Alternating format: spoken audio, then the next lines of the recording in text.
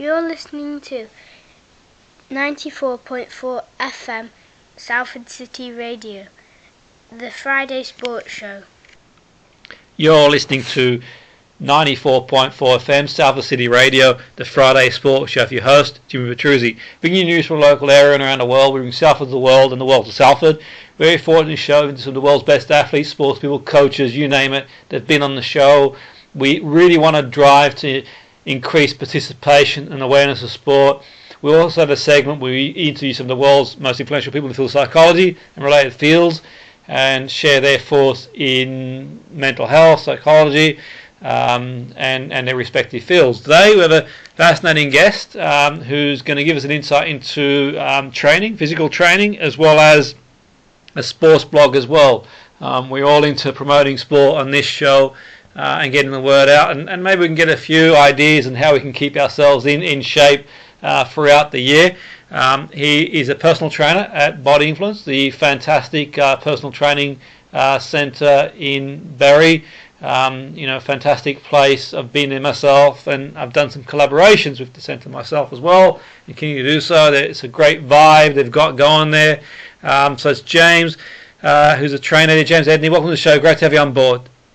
Hi Jimmy, you okay? Good to be on. Yeah, no, great to have you on board, James. So let's sort of get an insight in terms of the training. How's that going? How's things going for you guys this year so far? It's I mean, obviously, the past couple of years, things have sort of steadied a little bit since the pandemic, and I guess we're all back in full swing to a certain extent. But what's it like, getting back to, this past few months, back to face-to-face training and back to some sense of normality?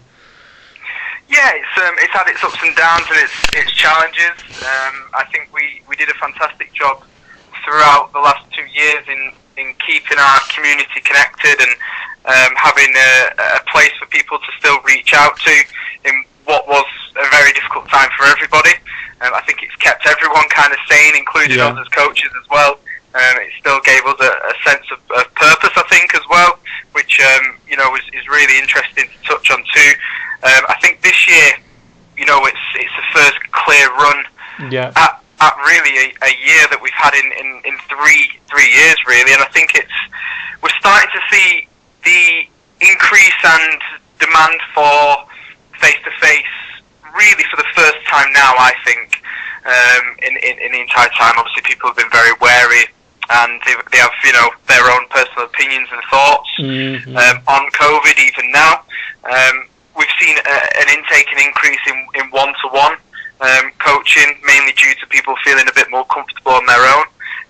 So it's about how we can safely, introduce group training and the community back to people too. Absolutely, and that's one thing that you guys do. I mean, many things well. One thing that you do extremely well, I think, is that sort of communal feel. And I sort of, I sort of noticed some of the things that you guys do. Sort of, go for walks and other stuff. And one thing we have got for sure in this area is some great walks, get into the greenery and fresh air. And how's that going? The sort of the walks that you guys do, is that something you're still doing? I noticed that sort of you were branching out, I think, in different walks as well. How's that getting on, James? Yeah, good. I think it's, we always encourage people to have that, out of work communication with each other. I think a walk's a really good way of doing so. We, like you say, we're blessed with some really good routes and areas round where we are. Only need to go to Holcombe or to Edgeworth or places like that, and there's many different places that we can go. We had an organised event only 2 weeks ago, which was an organised walk. Again, it just is about keeping people together and in the fresh air, which is very important for your mental well-being too. Absolutely. And an interesting thing that we've got coming up in June is we're doing a charity walk up Snowdon for Turner syndrome, which is a charity that people may not really know too much about. However, we are raising awareness and money for that charity by walking up Snowdon in June. Brilliant. That's obviously a good cause, and sort of in terms of the walk itself. I mean, is it a full day thing that you guys do, or? Yeah. So we usually we try and do it on a Sunday. We used to have them regularly on Thursdays, which would fit in with our gym program. I think a lot of people now, having going back to work, struggle with the day, so we try and put the occasional walks on Sundays now, and we create an event and get people together when they can. Absolutely. And do you find that sort of having that option, that the members take that? I mean, obviously there's going to be some people who just want to go do their one-to-one and they're on the way, but giving them the opportunity. Have you found that there's been some members who sort of might have been reluctant to do a walk at first, but then sort of have gone for a walk and sort of felt the buzz of getting out in the fresh air, out with people as well, to sort of, I suppose that social element too, which is an important thing for us as people too. Yeah, definitely. Like you say, there's different types of personalities and people, and a lot of people and clientele that come to us are those that are a little bit more introverted, a little bit shyer, kind of want to keep themselves to themselves. The beauty of our fitness centre is it's really private, and there's that element to it which people really get drawn towards. But once we then introduce them to other people who are similar to them, like you say, putting on events such as the walks, which bring people together in a different way, it then rolls on. So you'll always find that the people that come once will always come again. Yeah, and I sort of find, James, that yourself and sort of Paul, Paul, who is director of Body Influence, there's a dynamic there between you. I mean, do you guys sort of, is it something that you sort of you map out and sort of, I mean, you sort of generate great ideas and you work well together? Yeah, you can see that. Is that something that you guys sort of between, obviously as trainers, it's important to keep yourselves motivated and focused too. But do you find that you have that balance, that dynamic between each other as well? That helps a lot too. For sure, yeah, absolutely. I think it works very well. There's an element to the relationship where he mentors me quite a lot as well. But then we certainly balance one another out in terms of a practical look at certain things as well as our creativity that we've both got. And I think it's, we regularly communicate, which is important, and that allows us to create this platform to try and succeed, for sure. Absolutely. It kind of reminds me, James, of, the sort of football analogy where you've got like a manager and coach at a football team, and it kind of reminds me of that sort of manager and, the coach and that sort of stuff, where it's so important that obviously, with a team, that you've got that sort of at the forefront, really sort of driving towards the same goal. Obviously, it's important to bounce ideas and sort of share ideas. And does that analogy sort of work for you in terms of that parallel to that football management as well? Yeah, absolutely. I think it's a great analogy. I think it's all about, and this works for both things. It's about vision, and I think I share the same vision with him towards this project, and I think that's what keeps this working so well. In the same way that a coach for a manager would have to have the same vision, and in terms of style of play and things like that. It's very much the same in terms of how we dictate what we do, and like you say, that then keeps the motivation between the group. Yeah, and absolutely. And I suppose for, say, Paul, for example, like, using the football analogy as sort of an analogy there, I think it's important to have someone to sort of bounce ideas who's going to sort of, be honest and upfront as well in terms of thoughts as well, to have that trust as well. I think that, that's a key thing too, and that sort of then feeds off into for the members too. They get like a dynamic environment where they know that, you guys genuinely care about them and them to achieve their goals. I've noticed like you developed as well over the years, you sort of offer, goal setting as well and other things as well to sort of stay the course. Is that a deliberate thing that you guys have done to make sure that, you focus on goals, not just sort of coming in and doing a session, but, you can map out your goals, what you want from the training and, the vision of where you want to be? Yeah, for sure. I think, we speak a lot about how we can move it forward. I think that goal setting is really, really important to keep retention and to keep people actually training. I think it's the biggest challenge that we found in the fitness industry for sure is how you get someone from being a come in and do a bit of gym and try and get themselves healthy to a regular fitness person, and it's part of their lifestyle. And I think setting goals keeps people, number one, accountable, and two, coming back. And I think the main thing that people need to understand with fitness is that you never achieve your goal. It's a funny thing, really. You never really achieve the goal. If you achieve a goal, there'll always be a new one. There'll always be something else. Absolutely. And I think it's important to teach people that, and teach people that there's always a reason to keep fit. You know, we don't have people come in, do 6 weeks for a holiday, and then see you later. You know, it's not what we're about. And we have a great team as well now that you know, Paul and then myself have been able to build. You know, we've got a team of good coaches who all care, and I think that's the most important thing.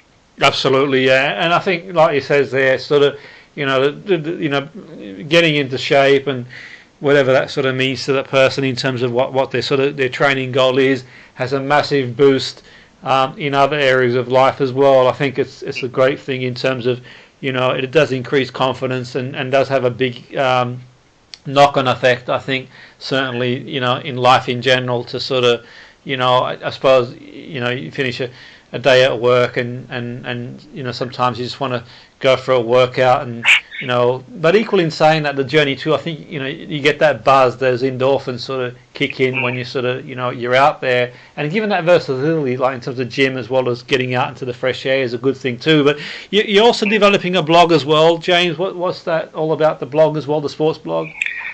So this is a sports magazine, an online sports magazine called Sub. It's SUB magazine, so if people want to check it out, it's www.sub-magazine.com. You can subscribe, and monthly we produce magazines, all to do and designed around the northwest of the UK.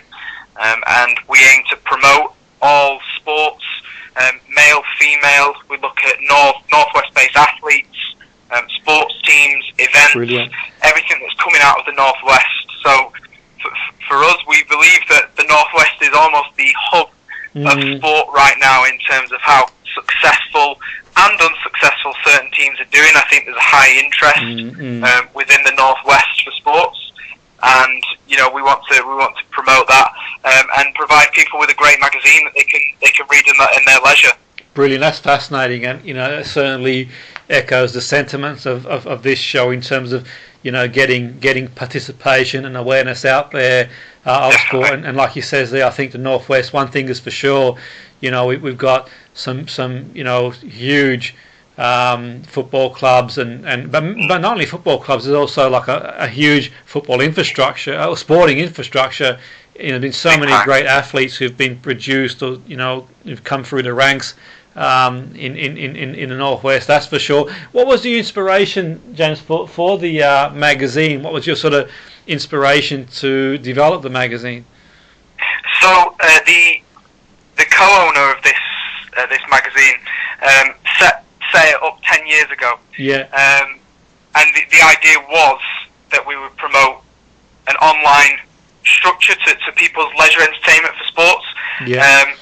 Unfortunately, due to health issues, that magazine had to stop. 10 years down the line, I'm able to help him with that, and we're able to drive this again. I was always very inspired by the initial magazine he set up 10 years ago, and you know, the idea for us is we're both sporting people to the core, and you know, to promote entertainment, to promote participation, like you were saying, in sport is a big thing for us. I personally believe that sport provided me with a sense of belonging and a place that I feel comfortable, and I think if I can, you know, add into that world, then that's what my aim is with the magazine, for sure. Absolutely. And like the magazine, does it sort of branch out into others, like many different sports? Or, I mean, I think that's sort of one thing for sure, that, you know, certainly obviously there's a lot going on sporting wise in and around the area. Is that sort of one of the vision that you guys have, to sort of build on that and sort of, you know, cover sports, all types of sports as well? Yeah, absolutely. You know, from our point of view, of course, football football is a probably the most popular sport in the world right now. I don't think people can argue with that. However, there's so much going on within the world of sports. We've got an interview lined up this month, for example, with a guy called Chris Ingham, who is the RC2 World Rally Champion, which is in rally motor racing, which again is a sport that probably isn't watched by loads and loads, but we want to promote every sport across. That it could be from taekwondo, from in your local taekwondo club to the biggest tennis event in the world. This is what we want to do. We want to go from all the way up to the elite football, all the way down to your grassroots rugby, for example. There's so much coming out of the Northwest at the minute, and this is what we want to do. We want to cover it all. Absolutely, that's a great point, James. That's for sure, and certainly we've got obviously Manchester United, Manchester City football clubs. You've got an array of clubs throughout the English Football League, and obviously Salford, that's just up the road from us here as well, which is sort of. But outside that as well, you've got many different sports. From netball to taekwondo to so many different sort of sports. And one thing that sort of resonates with me. Particularly since I've been doing this show, is that how many different sports there are out there, and I suppose it's important, I think, to get publicity for them. I think that's a big thing. Sort of, sometimes we sort of watch sport at the Olympics and that's it basically. But I think throughout the year it's key. Is that something that you guys are going to try and do? Is to sort of, if there's an event going on, for example, in a specific sport, try and get some sort of traction and get people involved in that as well, to at least become aware of it? For sure. Absolutely. If we can get people, interested in different sports, if we can get, people attending sporting events, which for me is provides one of the biggest buzzes that you can get, is going to a live event and experiencing, even if that is, something small, if it's your local tennis club's got a competition on, we want to get people going to these places and supporting sports. I think it provides a lot. An interesting angle that we want to try and look into as well, and a whole part of the magazine is the psychology in sport, and what makes the top athletes that little bit different to those that aren't quite competing at the elite level. You have a lot of athletes who physically can probably compete, but what makes that slight difference, and exploring that world is really interesting as well. Well, if you find that out, James, let me know, because but don't tell anybody else, because that's a mystery I've been trying to solve for many years. But like you said, I certainly think that the mindset is one huge variable, but it's one of them, I suppose. It's sort of. It's the $1 million question. I think it's a fascinating area to get into, that's for sure. And but I suppose sort of going back to sort of training side of things, one thing that I was sort of thinking about today actually sort of come to mind was, I suppose a lot of people kind of, do the groundwork for summer, January, February. I suppose some people might start training and not sort of carry on training. But as we sort of draw to summer, James, you've got obviously people going back on vacation now. It's travel is obviously opening up and other things too. Are there sort of things people can do if they feel they've missed the boat in terms of trying to get themselves in shape for the summertime? I know obviously it's not just about getting in shape for summertime, but I suppose for some people going away on holiday and just getting into shape, not just from a vanity point of view, from the point of view that if you go on holidays, just you do a lot of walking, a lot of activity, recreation. It's just good to have a base level of shape. Is there things people can sort of do to sort of to if they're planning on going away, maybe this summertime to get themselves back into some sort of shape? Yeah, absolutely. I think you're never too late. You're never too late to start with especially health and fitness. My biggest advice to everyone is that you've got to take it one step at a time. There's no way that you can go from living a lifestyle of maybe eating what you want and not exercising and not training to then completely flipping it on its head, because ultimately it won't last. So what we always say to our members at the gym and things like that is that just look at things in 2-week blocks. So, for example, the first 2 weeks, all I might want to do is increase my water, for example. That's it. That's all I want to look at. Then I might want to start adding in a couple of walks, or maybe go and do a training regime at the gym or something like that. But don't overload yourself on one specific thing too quickly, because it just won't last. You'll either pick up an injury, or your body will try and revert back to what it knows. Absolutely. So it's all about small steps. Of course, people want to look good for going on holiday, which is very understandable. Of course they do. But there's never too late of a time to start. Just take it one step at a time. Absolutely, no, for sure. And I think that's sort of key as well, in terms of, like that's really important, I think, because sometimes you can try and sort of, do however many weeks training all in the space. It takes a bit of time, and I think it's also important, the other side of things too. I mean, I know there's plenty of people want to get in shape for various reasons, but I think even just generally enjoying a vacation, Sure. You do loads of walking, you're out there, and just want that sort of extra energy to get out and about while you're away. I suppose it's interesting you mentioned that sort of 2-week thing. That's something that sort of, one of my goals was to sort of decrease body fat. I've sort of ignored the scales from a weight point of view, but I've been doing that since the start of the year, looking at those 2-week increments as well. So that's really interesting that you mentioned that, and that's sort of one area for me that's the body fat percentage. I kind of put the weight to one side. One area that I feel if I could improve is in terms of, actually I've spaced it more like a month for that really, but like you mentioned there, sort of for me it's like a gradual process, but also what was one person, what was anybody else, but I tend to sort of, from an eating perspective, just have whatever during the weekend, and just during the week just try and get back on it. Is that something that you guys sort of think as well, like the balance as well is sort of key?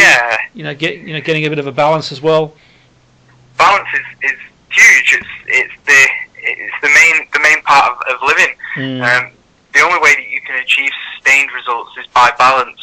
That's the only way that you can do it. There's no way that you can sustain 100% clean nutrition all the time. Number one, you probably don't want to, but you've got to enjoy your life as well. But it's about getting your body used to sort of regulating your eating in a healthy way. Weight, for example, is something that people get really obsessed on, and your fad diets, your Slimming World and Weight Watchers and things that we hate, it's all dependent on your weight, and it's such a lie, because you can go and do a training session and weigh yourself and you weigh heavier because your muscles are inflamed, or we're telling you to increase your water to improve your metabolism, but then you increase water weight, so your weight might go up ever so slightly, or you might maintain. And people get so disheartened with weight, and it really doesn't matter. You've got to look at 3 things. 1, how are you feeling? 2, how are you looking in the mirror? And we track things through body fat and measurements. So that's really important too, is just to know what you're looking at. And I think that, don't get disheartened by weight. Yeah, and absolutely. That's a really interesting point you've made there, for sure. And sort of, I can sort of, it resonates with myself, because it's one of them where I kind of, this year, for what I'll do, I'll focus more on body fat really, because I know that's an area, if I bring it down to a certain range, I feel better. Whether it's a psychological thing or just generally, I do feel better in terms of doing like walks and other activities I really enjoy doing, to be fair. And that's a really interesting point. I think it's reassuring for people too, because I think sometimes, like he says, there's a lot in the media said how we should look and what we should feel, but the key is, I suppose, what a lot of people do as well, James, they probably look on and look at famous people and don't realise that obviously that it's almost impossible to be that way all year round for the general person who sort of work, who's got to go to work and other commitments too. So getting that balance, I think, is a reassurance, I think, for a lot of people, for sure. Unless obviously you're a top athlete and you can train every day for hours a day, that's a different story. Absolutely. I think if we could all pay to have a nutritionist hired into our entourage all the time, as well as a trainer to call on 24/7, then I'm sure we would all get in great shape. You know? It's just the way things are. Yeah. But, you know, my biggest advice is to educate yourself. Yeah, great. So, you know, of course you can get a trainer who will tell you certain things, but you might go to a different trainer who will tell you something completely separate. So, you know, what we try and do is educate. So if we can teach people how to, you know, manage their, you know, macronutrients or manage, you know, their body type and things like that, then that's going to definitely aid them going forward. You know, there's a massive, and we touch back on it again, a psychological link between, you know, keeping fit and how you're feeling. And a lot of people may only, and this is, you know, we see it often, they might not be doing anything, but then they do 2 weeks of training and eating a little bit better, and already they're looking in the mirror thinking that they're so much better, but it's just a feeling because they know what they've been doing. Yeah, absolutely. So, you know, absolutely, get 100%. Walking, get going to the gym. It's the best thing for your mind. Absolutely, yeah, absolutely. I think that's, you know, it's a great thing, and so, you know, getting out there, and, you know, there's studies as well to suggest that, you know, when you get in green spaces, it's good. From a psychological point of view for creativity and other stuff as well. So just sort of, you know, getting out there in the fresh air, in the countryside. But like he says, I think sort of backing it up as well in the gym for people to sort of, if there's specific areas they want to target to, getting a balance between both is key. And I suppose, you know, what you guys offer, a real holistic process where it's not just about one thing, it's sort of, you know, getting all the variables in order and sort of, you know, giving it your best shot. That's all you can do, you know, going forward. So just in terms of anyone who wants to sort of, you know, see more about what you guys do, if you've got any, I know you shared the website for the magazine. You can share it again, or the gym website or pages that they can sort of jump on and have a look and see more about what you guys are up to. Yeah, definitely. I think that probably the best way that you can follow us is via Instagram and Facebook. So if you type in body influence into Instagram and Facebook, it's definitely a place you can see where what we're doing. You can contact us. You can contact myself and Paul directly via them pages as well, and the rest of the team too. And yeah, it's I recommend it anyway. Yeah, no, definitely, that's for sure. And you mentioned the website for the sports magazine. Yeah, again, that's www.sub-magazine.com. Sure. And again, we're on Instagram too. Okay. Magazine 1. Yeah. Brilliant. You know, that might be something certainly the listeners would be interested in. You know, particularly as they always look to see.